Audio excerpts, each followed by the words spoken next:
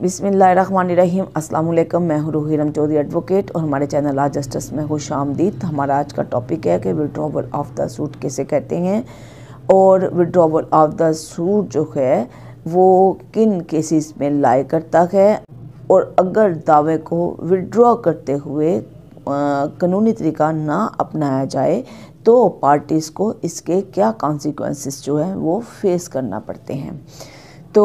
आज हम अपना टॉपिक जो है इसको स्टार्ट करते हैं। विड्रॉवल ऑफ द सूट का मतलब है कि दावे को वापस लेना।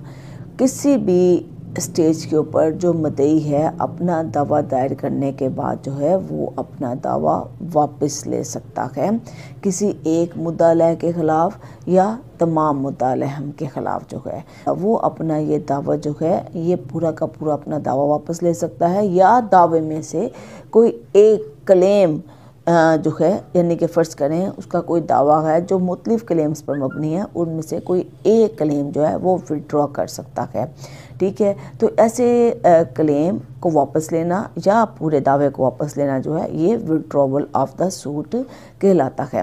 जब कोई पार्टी जो है यानी कि मुद्दई वगैरह जब अदालत में इस तरह का दरख्वास्त गुजारता है, अदालत से डिमांड करता है कि वो अपना दावा जो है वो विड्रॉ करना चाहता है बामुराद जो है न्यू दायरी के लिए for the institution of the new suits के लिए, तो वो इजाज़त अदालत से तलब करता है। तो अदालत जो है वो अपने आप को पहले सेटिस्फाइड करती है कि क्या वाकया ही अगर ये प्लेंटिफ ने अपना दावा वापस ना लिया या वो जो क्लेम जो है वो अबंडन करना चाह रहा है वो अगर उसने ना किया तो उसको वाकई करारे वाकई नुकसान का जो है उसको अंदेशा है, वो वाकई अपना जो दावा है उसको उस में फेल हो जाएगा। और अगर जो है अदालत इन तमाम चीज़ों को मद्देनज़र रखते हुए उसको कोई सफिशेंट ग्राउंड्स नज़र आती हैं कि जो प्लेंटिफ है वो वाकया ही अपना दावा जो है विड्रॉ करने में हक बजानब है, तो अदालत जो है उसको ऐसा दावा विड्रॉ करने की इजाज़त दे देती है। लेकिन एक बात याद रखें कि जब भी दावा जो है वो विड्रॉ किया जाए तो उसके साथ जो है जदीद दायरे दावा की दरख्वास्त मस्ट गुजारनी चाहिए। और जदीद दायरे दावा में यानी कि आप जो न्यू दावा जो दायर करना चाह रहे हैं, नया दावा जो इंस्टीट्यूट करना चाह रहे हैं, उसकी आप इजाज़त अदालत से लेना बहुत ज़रूरी है। अगर जो है कोई पार्टी दावा वापस तो ले लेती है लेकिन उसमें जदीद दायरे दावे की इजाज़त नहीं लेती है तो ऐसी सूरत में उसके राइट पे रेस जुडिकाटा जो है वो क्रिएट हो जाता है और उसी बनाए दावा के ऊपर उसी काज ऑफ एक्शन के ऊपर जो है मुद्दई वो नया दावा दायर नहीं कर सकता है। एक मुद्दई जो है वो दूसरे मुद्दईयान की मर्ज़ी बगैर जो है वो दावा वापस नहीं ले सकता है। लेकिन ये हो सकता है कि अगर एक से ज़्यादा मुद्दईयान है तो वो सिर्फ अपने हद तक दावा जो है वो विड्रॉ कर सकता है, यानी कि वो अगर फ़र्ज़ करें वो किसी के साथ पार्टी बना हुआ है तो वो अदालत से कह सकता है कि जनाब मैं अपनी हद तक जो है दावा विड्रॉ करता हूँ, मुझे जो डिफेंडेंट्स हैं उससे कोई मुझे राइट्स हासिल नहीं है। तो ऐसी सूरत में वो प्लेंटिफ जो है वो अपनी हद तक दावा दायर कर सकता है। लेकिन अगर वो कलेक्टिवली मुकम्मल दावा जो है दूसरी जो प्लेंटिफ्स हैं, जो दूसरे प्लेंटिफ्स हैं उनकी इजाज़त के बगैर जो है वो विड्रॉ नहीं कर सकता है। जब प्लेंटिफ जो है ये अदालत में विड्रॉवल ऑफ द सूट की एप्लीकेशन गुजारता है और अदालत की ये सवाबदीद है कि वो उसको ये इजाज़त दे या ना दे, ये as a matter of right नहीं है। ये प्लेंटिफ ये नहीं कह सकता कि मैं एज अ राइट जो है मैं इसको विड्रॉ करूँगा। अदालत जो है जब उसको ऐसी इजाज़त देगी तो वो तमाम बातों को सामने मद्देनज़र रखते हुए अपना सवाबदीदी इख्तियार, जिसको डिस्क्रिशनरी पार्ट्स भी कहते हैं, वो जो है इस्तेमाल करेगी। ठीक है, वो ऐसे विड्रॉवल करने से इनकार भी कर सकती है। अगर कोई शख्स जो है प्लेंटिफ जो है वो जदीद दायरे दावा की दरख्वास्त के बगैर जो है अपना दावा वापस लेता है तो वो उसी बनाए दावा के ऊपर जो है वो नया दावा दायर नहीं कर सकता है। इस कंडीशन के ऊपर रेस जुडिकाटा जो है वो क्रिएट हो जाता है। बाज़ वक़्त ऐसा होता है कि एक प्लेंटिफ ने दावा दायर किया हुआ है और उसको कोई शक व शुबहात क्रिएट होते हैं कि ये जो दावा जो है इसमें कुछ ऐसा रह गया है जो लिखना चाहिए था। तो वो क्या करता है कि वो उसी बनाए दावा के ऊपर, उसी काज ऑफ एक्शन के ऊपर जो है एक और दावा दायर कर देता है। जब वो दावा दायर करता है तो उसके दायरी दावे के बाद जो है वो पहले वाला दावा जो जिसमें कुछ लकूना रह गए थे वो विड्रॉ कर लेता है। ठीक है, जैसा जब वो इस तरह करता है तो चाहे वो विड्रॉवल के वक़्त जो है वो जदीद दायरी दावे की दरख्वास्त ना भी दे तो भी उसका जो दूसरे वाला दावा जो है वो बार नहीं होगा। एक बात याद रखें कि जब भी कोई दावा ऐसा विड्रॉ किया जाता है तो इसके ऊपर लिमिटेशन एक्ट का इतलाक़ होता है और लिमिटेशन एक्ट का इतलाक़ ऐसे होगा कि जैसे जो है जो बामुताबिक कानून जो है लिमिटेशन लागू होगा वो वाला मैटर होगा। यानी कि इसके ऊपर जो है ऐसा कंसिडर किया जाएगा जैसे पहला दावा कभी दायर किया ही नहीं गया था। ठीक है, लिमिटेशन का लॉ जो है एज़ पर लिमिटेशन एक्ट के तहत जो है इस पर इम्प्लीमेंटेशन होगी। इसलिए दावा विद इन लिमिटेशन दायर करना चाहिए, वरना ऐसा दावा टाइम बार होगा। बाज़ वक़्त होता है कि कोई मुद्दई जो है वो दावा विड्रॉ कर लेता है। ठीक है, दायरी दावे के बाद उसको विड्रॉ कर लेता है और दूसरी पार्टी उसके ऊपर 12(2) जो है वो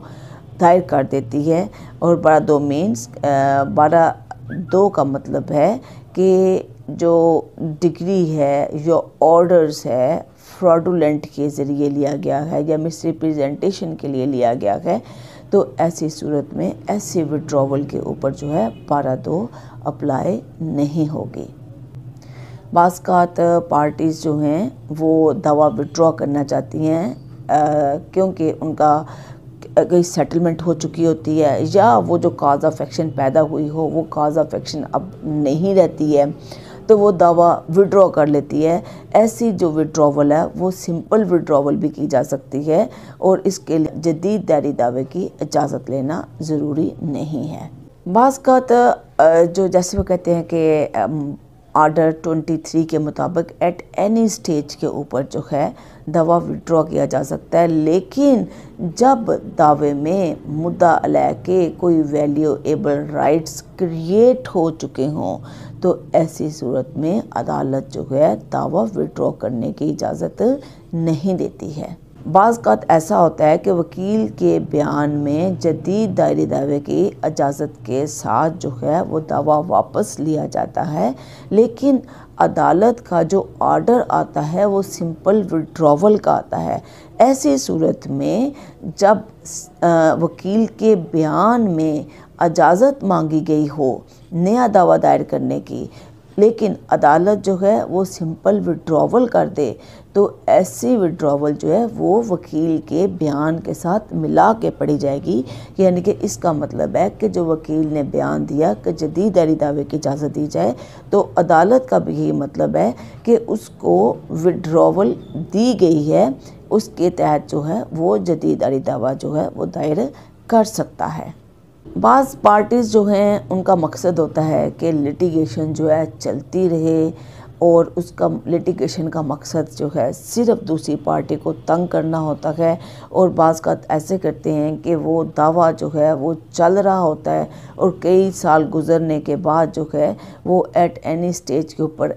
आके कह देते हैं कि जी हमें जदीद दायरी की इजाज़त दी जाए। मकसद उनका ये होता है कि दावे को प्रलोंग करना। जब अदालत जो है इस बात को अंडरस्टैंड करे, जब अदालत इस बात को कंसिडर करे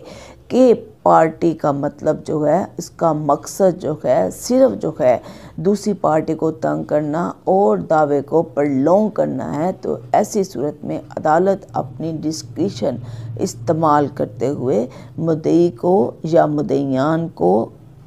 ऐसी इजाज़त नहीं देगी। दौरान अपील या निगरानी जो है वो दावा विड्रॉ किया जा सकता है। अब ये अपील और निगरानी का मकसद ये है कि कई ऐसे इंटरम ऑर्डर्स होते हैं जो अपीलेबल ऑर्डर्स होते हैं, कई इंटरम ऑर्डर्स होते हैं जिनके अगेंस्ट अपील नहीं हो सकती है लेकिन उनके अगेंस्ट निगरानी होती है। और जब ऐसे अपीलेबल ऑर्डर्स के अगेंस्ट अपील चल रही हो या रिवीनल ऑर्डर्स टाइप के जो ऑर्डर्स हैं जिनके अगेंस्ट निगरानी चल रही हो या रिवीजन चल रही हो, तो उस स्टेज के ऊपर मुद्दई को पता चले कि कोई ऐसा फैक्ट जो है वो होना चाहिए था, कोई ऐसा फॉल्ट रह गया, कोई ऐसा लकूना रह गया जो कि उसके लिए फैटल है, उसके केस के लिए फैटल है, तो वो उस स्टेज पे कि चाहे जो है ना वो अपील और निगरानी जो है वो दायर भी की गई हो, तो वो जदीद दायरे की इजाज़त हासिल करते हुए अपना दावा जो है वो विड्रॉ कर सकता है। बाज़ औक़ात होता है कि ज़ाहिर है जब अदालत इजाज़त नहीं देगी तो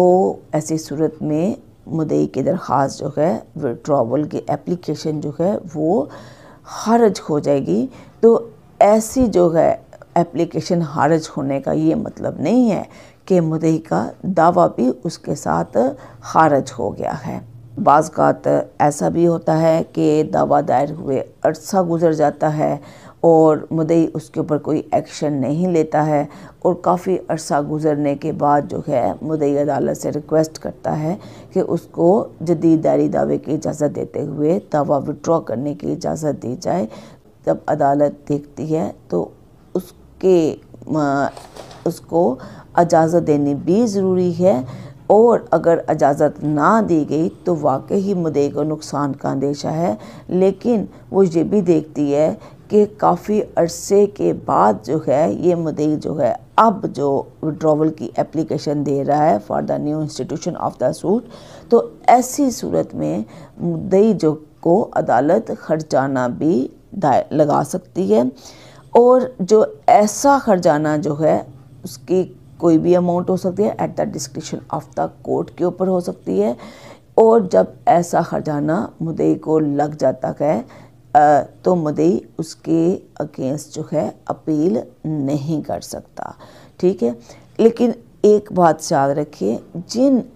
ऑर्डर्स के अगेंस्ट अपील नहीं होती, जो ऑर्डर अपीलेबल नहीं होते, वो ऑर्डर जो हैं वो रिवीनेबल होते हैं। इट्स मीन अगर उनके अगेंस्ट अपील नहीं होगी तो इट्स मीन उसके अगेंस्ट जो है वो रिवीजन दायर हो सकती है। अगर किसी दावे में प्रीलिमिनरी डिग्री अनाउंस हो जाए, ठीक है, यानी कि उसमें इब्तदाई डिग्री आ जाए, दावा जो है वो प्रीलिमिनरी तौर पर अनाउंस हो जाए, तो उसके बाद जो है दावा विड्रॉ नहीं कर सकते हैं। बाज़ औक़ात ऐसा होता है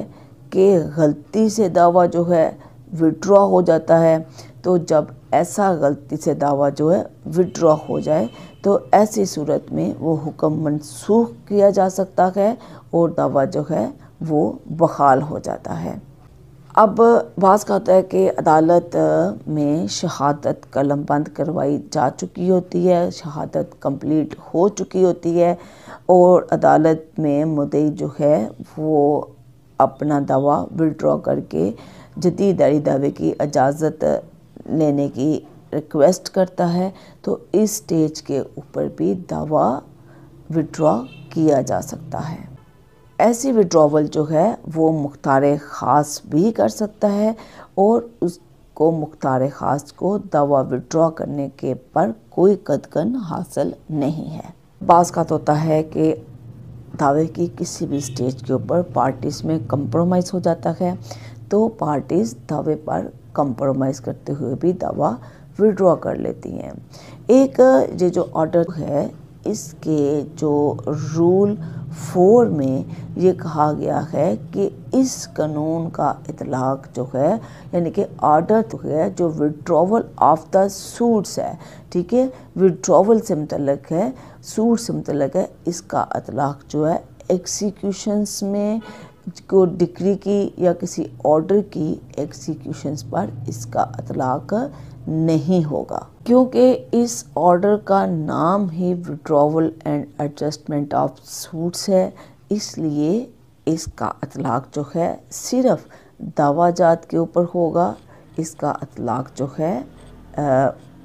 एग्जीक्यूशंस पिटिशंस पे नहीं होगा। तो हमारा आज यहाँ पे टॉपिक ख़त्म हुआ। हमें इजाज़त दें। बहुत शुक्रिया। अल्लाह हाफिज़।